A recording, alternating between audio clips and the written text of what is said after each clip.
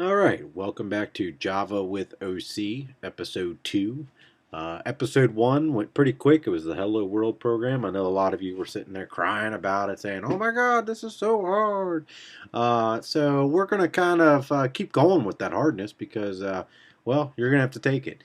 And this one we're going to actually play around with strings, play around with printing them out, escape characters, and looking at string literals and the meaning of plus signs. So let's open up JCreator.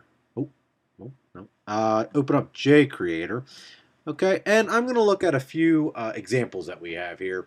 And a few of these are found in your book, and we're just going to kind of look at them and do a few things. So the first thing we're going to look at is the example of just kind of string concatenation versus good old arithmetic and that you can do in things. So what we can do here is we're looking at a program called Fax, and what we see is something familiar to us. We see the public class Fax, same name as the file name. Hopefully you remember what these things are called. Remember there's two types. There's the ones that start with // and hopefully you remember the ones that are the /*. Those are the comments, and hopefully you remember the difference between end of line commenting and block commenting. Hopefully you know that those are all end of line because of the //. Okay, so what we're going to do here is we're also going to see the fact that we have the public static void main string args. We realize that we have to have that in any kind of main application method that we want to actually do something and start a program with.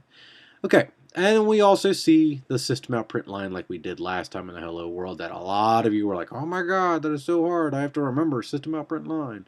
We have system out print line here, and what we're going to do is we remember from last time that I talked about this gray line that means nothing in the coding world except for the fact that that's where one page of actual an 8.5 by 11 sheet of paper would extend to, and so when it prints out you technically want nothing to the right of that.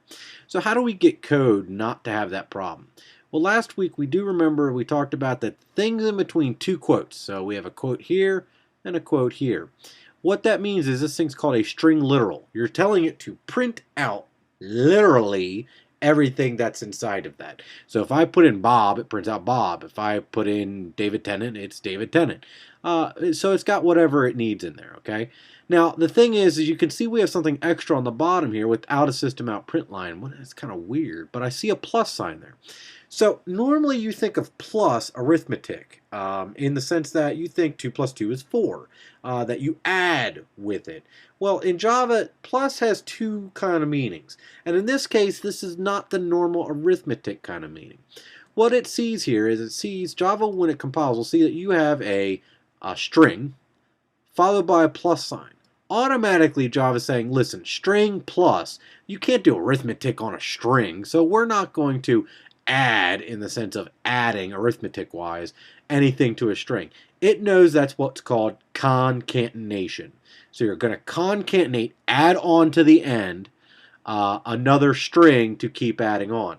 So essentially what you see here is when we put a string literal with a plus, and by the way, it does not matter if the plus is down here or up here, just as long as it's outside of both string literals and between them, it does not matter because Java ignores white space.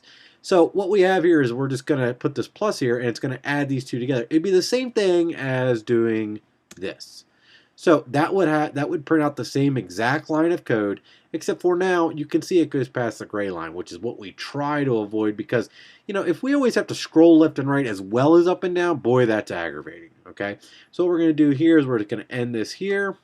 We're going to tab this over a little bit, put a couple spaces.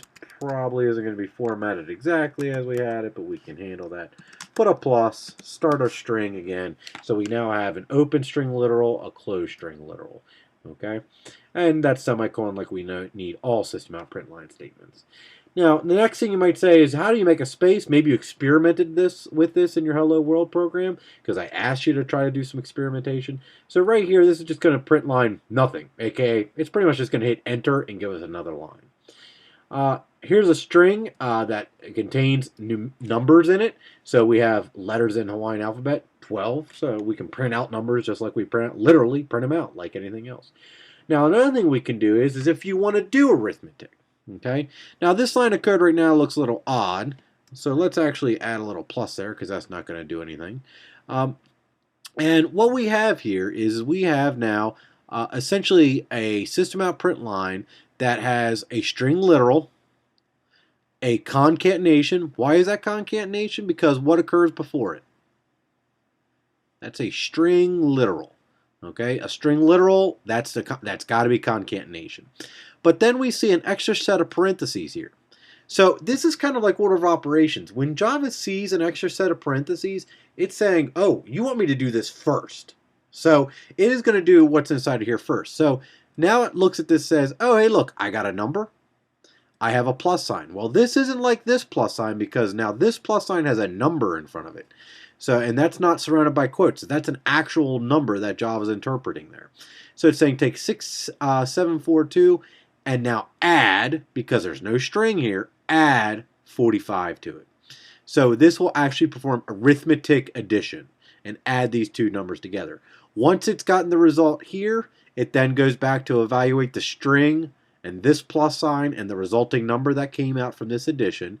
Since it has a string in front of a plus sign, that's concatenation, so we expect it to concatenate this result onto the end here. So if you're good there, you can add 45 plus 672. We're going to come up with 717, it looks like, when we do that.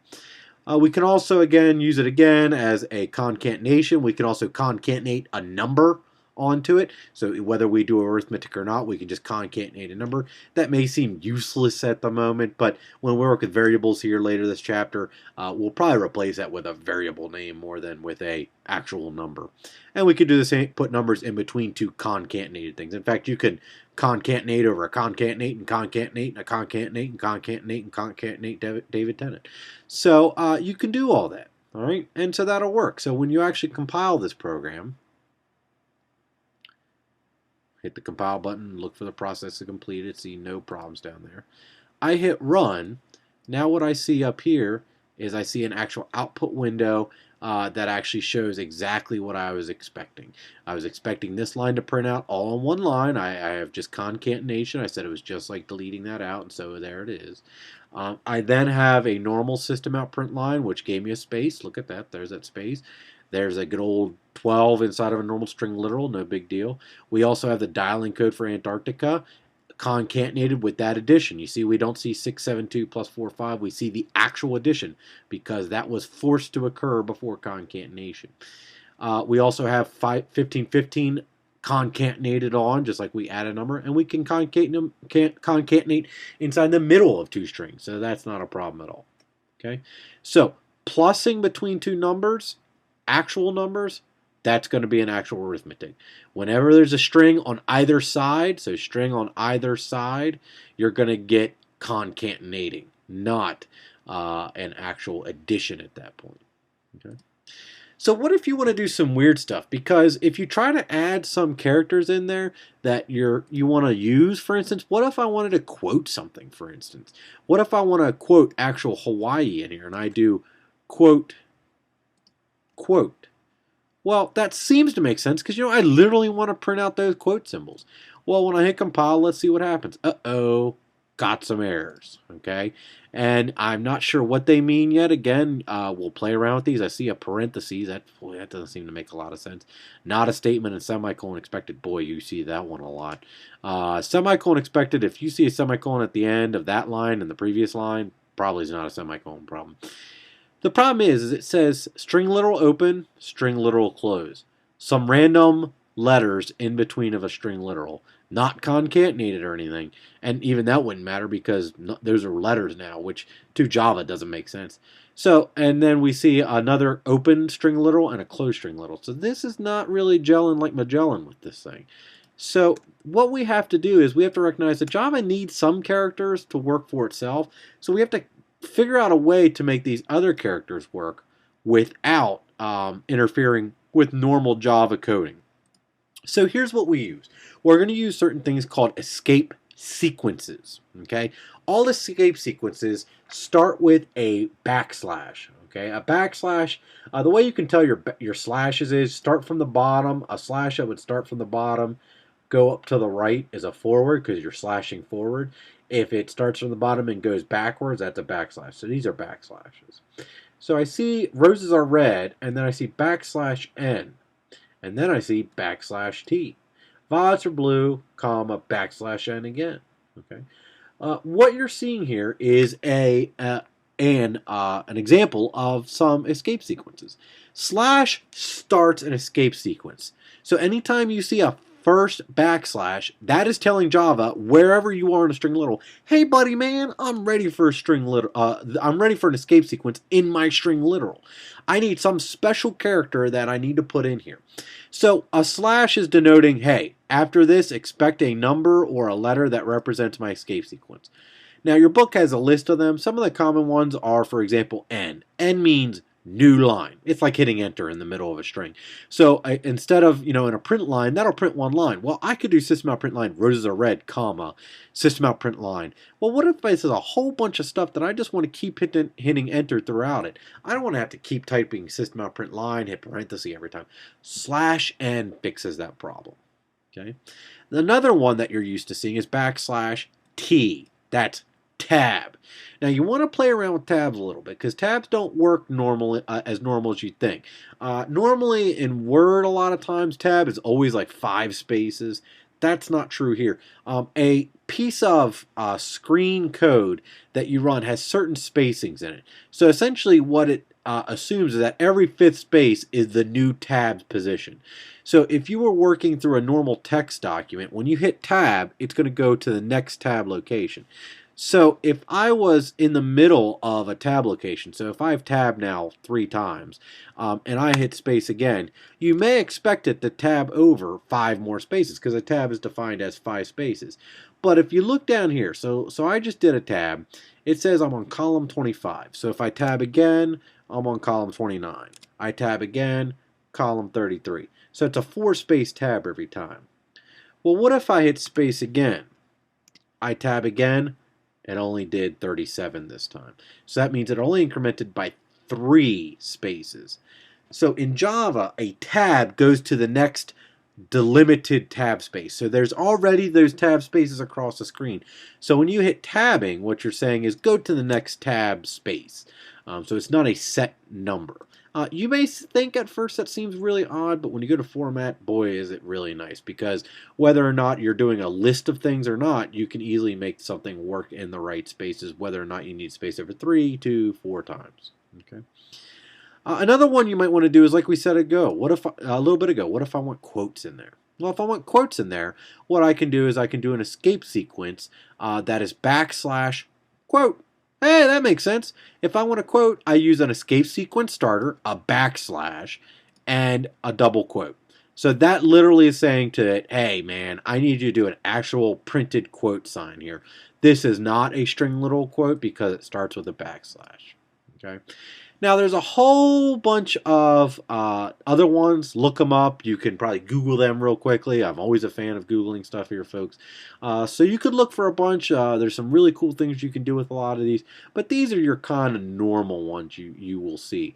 So when I compile this, you can see the resulting code. You can definitely see right away that roses are red. We expect a new line and a tab. We also, around this commitment issues, expect to see some quotes around it. I saw process completed after my compile there, and so I see roses are red, new line, tab, violets are blue, sugar is sweet, see a tab there, so after sugar is sweet, we expect a new line and a tab, there it is. And here's those actual quotes that we expected coming from the escape characters, okay, escape sequence quotes. All right, so those are how you're going to essentially use your good old escape sequences. So in this tutorial, we looked at how to use string concatenation, the plus sign, as well as the arithmetic plus sign. Right now, it may not make a lot of sense. Why wouldn't I just type 717 there? Get to that later. But we can see the difference that it actually works a little differently. And we also learned how to concatenate and use our escape sequences. All right, so next time, after we take a little break, we will take a look at how to work with print. And we'll also start looking at variables. So we will start moving on with that. Oops, sorry. Okay. See you guys next time. Episode 3 coming right back at you in just a little bit. See ya.